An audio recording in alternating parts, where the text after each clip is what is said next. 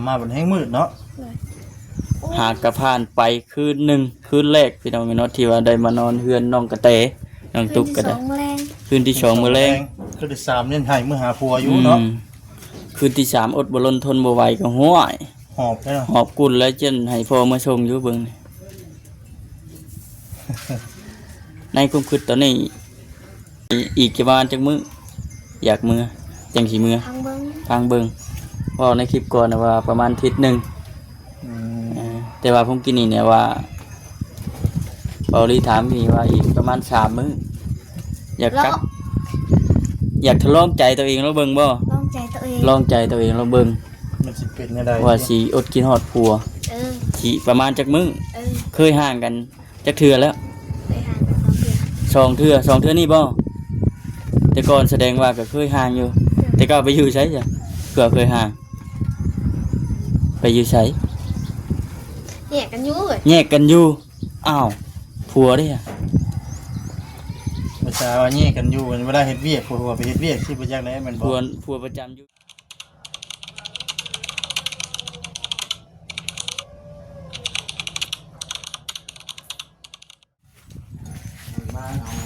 ทักทายสบายดีฮะโอเคไปพี่น้องเนาะทักทายสบายดีคืนนึงพี่น้องเนาะตอนนี้ก็ยังอยู่ที่บ้านที่แต่เพิ่นอยู่แต่ว่ายังบ่ทันได้มาน้องแต่ก็ได้ก็สิเข้าไปถามไทยโอลมกับน้องกระตุกเพิ่นรอบเที่ยงรอบบ่ายพี่น้องเนาะยังบ่ทันได้กลับ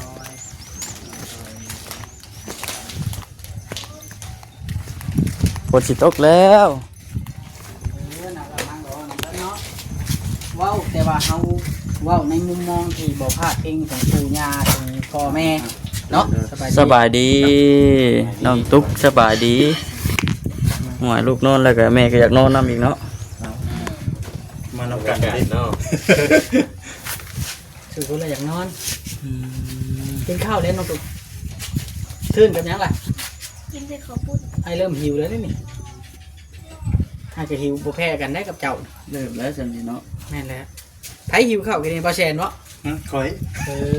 กินแหละกินแหละยังกินเอารออีกจักมื้อสิมื้อน่ะคนน้องแพทย์สัมภาษณ์คาดว่ามือบ่มืออื่นมือฮื้อมือตึงมือต้อมมือล้อมแรงโตเลยอีกให้กูอาทิตย์นึงพุ่นซั่นบ่มันทุกย่านอดบ่ได้ย่านอดบ่ได้เนาะคิดฮอดผัวแฮงเนาะผัวแล้วย่านแม่นเลยคือในบ้านเพิ่นเว้ากินนี่แล้วเพิ่นถามน้องตุ๊กอยู่กินฮอดอยู่บ่ผัวกินฮอดแล้วเพิ่นว่านะเพิ่นจำแม่นบ่บ่ตีกันได้ตัวนี้แม่นอะไรเนาะเพิ่นอยู่นำกันกินฮอดกันขนาดเอาอยู่มาพี่ยังคิดฮอดเมียเนาะแม่นกินฮอดบ่จังเอาคิดฮอดเด้ออันนี้กินฮอดแล้วติแม่นผัวเราก็กินฮอดเราคือกันเด้นั่นแหละเนาะบ่ได้โทรหากันบ่โทรศัพท์ผมมีโทรศัพท์แป้งหัวโทรศัพท์ร้านตาแปลงโทรศัพท์น่ะเอาราคามันบ่แต่อีตนพี่น้องเราบ่มีโทรศัพท์โทรหาผัวเนาะแม่นๆตนอยู่บ่เบาคำจับอีตนอยู่ค่อยก็ได้น้องกระแตกับบ่อยู่พ่อกับบ่อยู่มื้อนี้อยู่แต่ลานน้อยครับอันน้องกระตุกเงียบเนาะมื้อนี้เลยเงียบแน่ช่องห้องน่ะมีคนนอนเบิดละเด้บัดนี้อยู่เทิงเนาะกระลางไว้นอนกระลางมุ้ยไผเอาเลยมีนอนนักตุกนอนอยู่ไสอ่ะนอนเทิงก็นอนตารางนอนเทิงตารางน่ะมันอยากซื้อเวลาปูนั่นข่อยเคยปูเพิ่นข่อยตะกี้ค่าบ่แม่นมันอยากซื้อได้เวลายามฝนฤดูฝนมันซื้อขึ้นมาเฮาปูผ่าน้ำมันนะไอ้น้ำซื้อขึ้นห้างเปียกเนาะนี่ก็ซื้อแล้วมันคันเฮาไปนอนแบบบ่มีเตียงอ่ะมันพื้นน่ะมันสิดูดธาตุเฮามันสิเลื่องกระโตแบบนั้นได้ผู้เฒ่าเพิ่นเว้าอันนี้ก็ได้เขาต้องมีเตียงยกขึ้นข้างนอกทำบ่ทันปูกระเบื้องเด้จังหน่อยพี่สิให้เบาลิว่าตัวที่อยู่เด้นี่แม่นเฮาอธิบายยันน้องนุ่งบ่สบายเนาะตามที่เคยเนาะแม่นตามที่เคยคำผู้เฒ่าเพิ่นมาอันนี้คือคำผู้เฒ่าเพิ่นน้องกระแตบ่กินฮอดแล้วบ่ได้กินฮอดเรื่อยบ่2 มื้อหิวข้าวหิวข้าวอีกแล้วงานมาดิเพิ่นอยู่ชื่อเพิ่นให้บ่เพิ่นนอน อึ้งเลยบ่บ่คำอึ้งเลยบ่ เออ อึ้งว่าน้องตุ๊กอยากเผลอบ่แพงอยู่บ่น้องกระตุกแพงบ่แพงก็อย่าจุ่มเมื่อยเลี้ยงลูกก็แบบนี้แล้ว แม่น บ้านเขาใหญ่เขาก็เลี้ยงเฮา อืม ที่ได้พ่อแม่เพิ่นเลี้ยงเอามากันเนาะ ทุกแบบนี้แล้ว แม่อาจจะทุกคนอีกก็มี แต่ข้าวตะกี้เนาะ แม่ แฮงบ่มีแนวเยืองบ่มีไว้ผ้าได้ตะกี้ แม่นแล้ว เวลาให้เวลาหยังอาบน้ำก็ไปตักมาอาบแต่ไกลเดี๋ยวนี้มีแต่ว่ายอกเอาเปิดเอาโลด แม่นคุณน้ำชองน้ำช่างอยู่เนาะ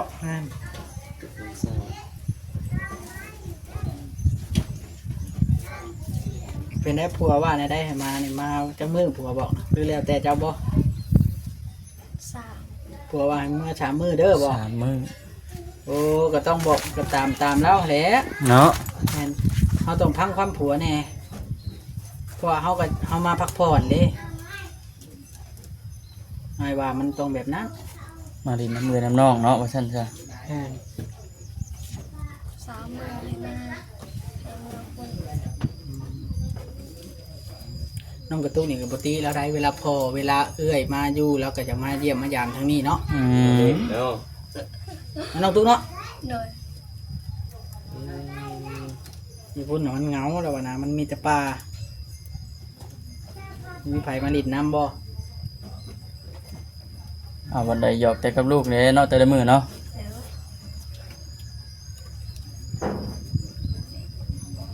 แล้ว ดีพอแพทย์ว่าจะได้พอแพทย์ อึ้งเลยเคยจะได้ จะอึ้งเรื่องใดเนาะน้องตุ๊กเนาะ อย่าเรื่องนี้แล้วจะเข้าใจกันนะ เออ ในบ้านเพิ่นเว้าในบ้านกับเจ้าจริง เออ เพิ่นเว้าเจ้าสิให้พี่น้องผัวบ่ นะ บ่แล้วในบ้านเว้าได้ เขานอนคืนนี่ นอนรับอยู่บ่ล่ะ เออ บ่แม่นให้บ่ แม่นบ่ จะว่าให้นอนบ่ อื ได้ ม แล้ว คือว่าไว้นอนคืนว่าซั่น อืม แม่นกัน เมื่อ ให้ กี้นี่ กันให้ก็บอกดี เขาก็ไม่ได้หาย ๆบ่ได้ให้ เขาหายแล้วเขา เอาแล้ว ผัวให้น้ำ ผัวให้น้ำรุ่นผัวให้น้ำพุ่น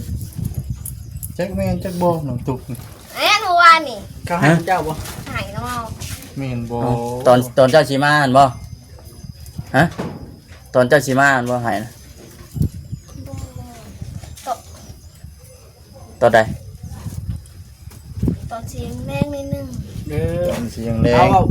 เว้าไอ้เว้าไปนี่เว้าในฐานะที่ไอ้เกิดก่อนมาซั่นซะเจ้านี่ต้องเอาใจตัวเองแบบขึ้นใดก็ได้ที่ให้ครอบครัวเจ้าเดินหน้าต่อไป เจ้าหักแพงกันกับผัวอยู่เด้ แม่นอยู่ว่าเรื่องหิดเรื่องคลองเขานะกับแม่นตัวนั้นก็ได้ แต่ว่ามันต้องมีสันมียาวได้ตัวนี้ อืม คือครอบครัวเพิ่นก็บ่ได้เป็นคนมีอะนะบัดสุดท้ายนะมันสิลำบากเจ้าพุ่น อืม ก็สิไปเข่งร้ายเนาะ แม่น เข่งร้ายบ่ได้เขาก็บ่มี อืม เนาะพอแพทย์ มีเหตุผล เพราะเขาก็เว้าในความเป็นจริงอะนะ แม่นั่นแหละ แม่นอยู่ FC เพิ่นเชียร์ให้ว่าจังซั่นจังซี่แต่ว่าระบบความเป็นจริง ว่าความเป็นจริงใช่เนาะ เอาแล้วตั้งเลี้ยงไว้ตอดกันอันนี้ เขาไปเลี้ยง ยังใหญ่บ่ อืม ไม่พอต่อตีแมงนี่ จังแล้ว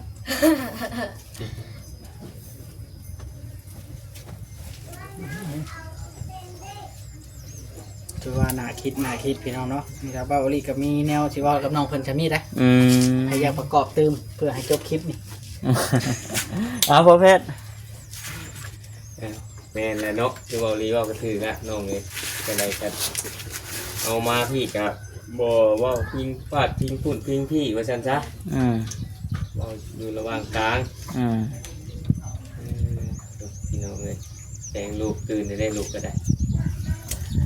เพราะว่าทาง เขาเดียว เพราะว่าทางที่คลองบ้านเบาลีนี่เวลาบ่มีน่ะเพิ่นสิครอบกัน บอกกัน ได้เวลาขอไว้แล้วเวลาบ่มีก็ผู้รักผู้ใหญ่เขาครอบกันแล้วก็แล้ว ฮอด อยู่ มือ นํ ฮอ กั ด นไป ยามเนาะ แม่นบ่ได้เล่งกันปานใดนะ ต้องไปครอบต้องไปบอกก่อน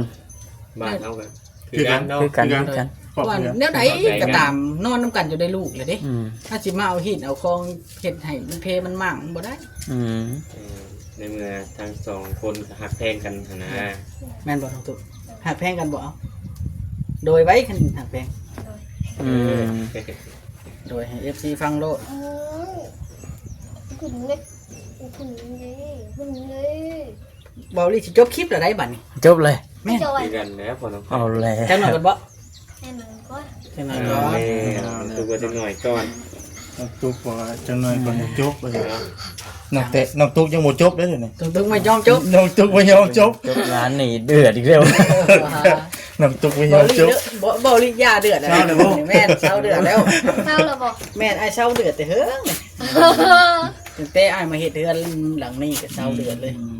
ผู้ใหญ่เพิ่นบ่ให้เดือดแล้ว บ่ เพิ่นว่าอย่าเดือดเด้อเพิ่นว่าเฮ็ดตามความเป็นจริง อืม บ่ขออิหยังก็ให้เขียนให้มันตรง อืม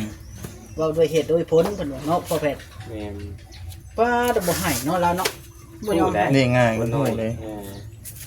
จะนอน2เทื่อนอนน่ะไปจักให้ได้แมงวัน เอ้าเว้าลิทนบ่ไหวแล้วเดี๋ยวเว้าลิขอจบคลิปก่อนเด้อเด้อสบายดี สบายดีเนาะ สบายดีเด้อทีมงานเด้อ โอ้สบายดี สบายดี พ่อแพทย์เด้ เด้อสิจบคือกันนั่นล่ะเนาะสู้ๆเนาะน้องจะได้ก็ได้อดเฮาละเลี้ยงลูกเลี้ยงเต้าก็อาจสิเมื่อยแน่พี่น้องเอ้ยเนาะ มือใหม่เนาะ แม่น ต่างเย็นหูไปนำ สู้ให้เข้าใจเด้อพี่น้องเอ้ยน้องเพิ่นก็อายุยังน้อยคือว่าแหละเมื่อยอาจสิความอดทนอาจสิบ่สูง แม่น ซะ ๆ ก็เลยอยากโทรหาพ่อหาเอื้อยอันนะสาเหตุที่เรามาก็ได้พี่น้องเลย ๆพักผ่อนอยู่นี่ก่อน บ่มีอย่างไรการยังฮักแพงกันกับลูกกับผัวคือเก่าพอซั่นซะเนาะน้องตุ๊กเอามีแต่ว่าพักผ่อนอ่าเล่นน้ำเอื้อยน้ำอ้ายน้ำพ่อน้ำแม่ ฮอนยามเมื่อกับเมื่อคือว่าแล้วเนาะ กับเมื่อฮอนยามกลับกับกลับ พอจอยเมื่อช คื ม อ เก่า เบาดีออกนั่นแหละเฮ็ดแนวใดก็อย่าเฮ็ดแนวใดก็ตาม อืม ครอบครัวสิเดินหน้าต่อไปเฮ็ดแนวใดก็ได้ เรื่องคิดเรื่องคล้องกับมีสัตว์มีเงาคือวานละ อืม อันใดก็ได้เอาสู้ๆเนาะ โดยสบายดี เนยสบายดีเอากลับก่อนเด้อ เดี๋ยว สวัสดีบ่าว สบายดี สวัสดีพี่น้องเนาะ เอาไปตกลงกันก่อนจังหน่อยเนาะ เดี๋ยว อืมมาที่จบคลิปพี่น้องเลยเนาะ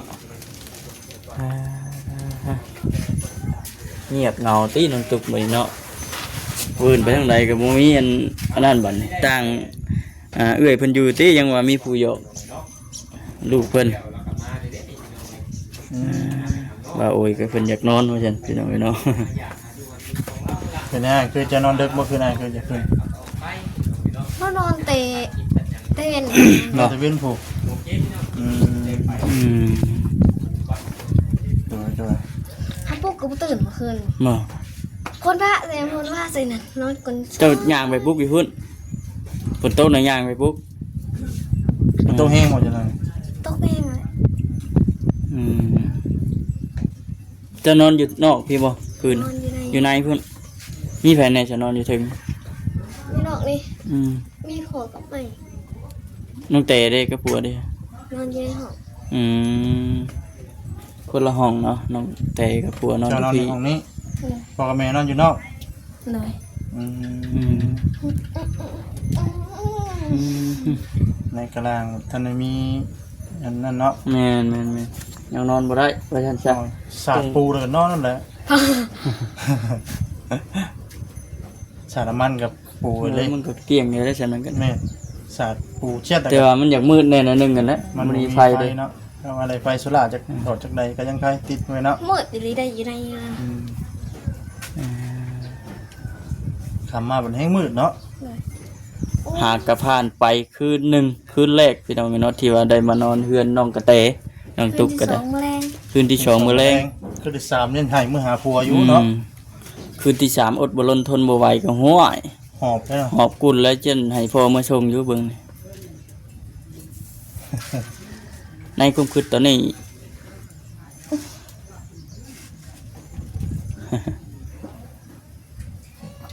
ทานแล้ว ฮะเพราะในความคิดตอนนี้อีกกี่วันจักมื้ออยากมื้อจังสิมื้อ ทางเบิ้ง ทางเบิ่งเพราะในคลิปก่อนน่ะว่าประมาณอาทิศนึง แต่ว่าผมกินนี่เนี่ยว่าเบาลีถามพี่ว่าอีกประมาณ3 มื้ออยากกลับ อยากทดลองใจตัวเองแล้วเบิ่งบ่ ลองใจตัวเอง ลองใจตัวเองแล้วเบิ่ง มันสิเป็นยังไง ว่าสิอดกินฮอดผัว เออ สิประมาณจักมื้อ เออ เคยห่างกันจักเทื่อแล้ว ไปหากันเขาเพื่อน 2 เทื่อนี่บ่แต่ก่อนแสดงว่าก็เคยห่างอยู่ แต่ก็ไปอยู่ไสจ้ะเผื่อเคยห่าง เ ไปอยู่ไส แยกกันอยู่เลย แยกกันอยู่อ้าวผัวเด้อะ ภาษาว่าแยกกันอยู่เวลาเฮ็ดเวียกผัวไปเฮ็ดเวียกสิบ่จักได๋แม่นบ่ ผัวประจำอยู่เวียกใช่บ่ อืม ก็เลยจำเป็นต้องแยกกันอยู่ เป็นได้ผัวเจ้ายังเฮ็ดเวียกตัดเสือน้อยผูกมันคืออ้อยคือ เย้ เจ้าบ่ กินแล้วได้กินแล้ว นอกกระเต ได้มาจากเพิ่งหิวเขาเลย เนาะกระเตว้าว บ่บ่อย บ่บอย อ๋อ บ่แอมจ้อย ใส่ตาเลยเนาะ เอาค่ำนะบ่ค่ำเลยคือใต้ตา สบายดี สบายดีเด้อ ได้ผักบ่ฮะได้ผักบ่เป็นยังไง แล้วเอามานำอยู่ดิทองเราก็ได้ ให้มีผักเนาะ คือเครื่องเตรียมไว้ล่ะของหลานน้อยบ่อืม อู้แล้วบ่ไปกี่ไปเฮ็ดไปได้เนี่ยเพิ่นไปกวดเบิ่งไปได้ มันมีบริโภค มื้อนี้บ่ได้กวดซ้ำ แล้วมัน อ้าวคือว่าบ่ได้กวดเนาะ เป็นได้คือว่าไปกวดตั้งแต่ เลิกการ เลิกการข้ามก่อน กวดอยู่ใส่ครับซิโนผู้ เรื่องของเราเลย ได้ยังอีกมื้อนี้ฮะ โอ้ย อันนี้ใบมื้อนี้ฮะ มันกินแล้ว กันนำแบบโพดอีกปนมาแล้ว ได้ไปมื้อนี้แม่นบ่ได้กวดเลยมื้อนี้เนาะสิเที่ยวซื้อน้ำ สบายดี มื้อได้ไปอีกบ่ อันน่ะ มื้ออื่นไปอีก เสื้อเต็มอ้าวบาซาลี สวัสดีเด้อบ าซาลียังจ้ะ คนงาม คนหล่อ เอ้ย เอามากระโปง ให้ก่อน เอาแล้ว บ่เซ็นเลยค่ะ เอาเลยหัดเป่าคำไว้ก่อนนะ ว่าอะไรได้ยังใหม่ล่ะนะให้เบิ่งดูนะ ที่ก็เนาะสบายดี เบิ่งค่อยสิไปนั่นน่ะเขาแย่นมันเห็นคนน้อย บ่เป็นหยังเห็นกัน บ่ค่อยบ่อยากให้เห็นคนน้อยของเจ้าเอามาพี่ก็ได้ น้องเตะเกียมไว้แล้วบ่หรือว่าซื้อมาต้อนหลานฮะ งามบ่ เกี่ยมลูกไว้แล้ว เกียมบ่เกียมชุดไว้อีกอันถ่ายลูก เก็บเสื้อถ่ายรูปอันน้องแต่นี่นะ บ่แล้วเด้นี่ลูก ซื้อมาต้อนหลาน ผูอยากใส่เลย เว้าได้น้องเอ้ยอย่าเว้าได้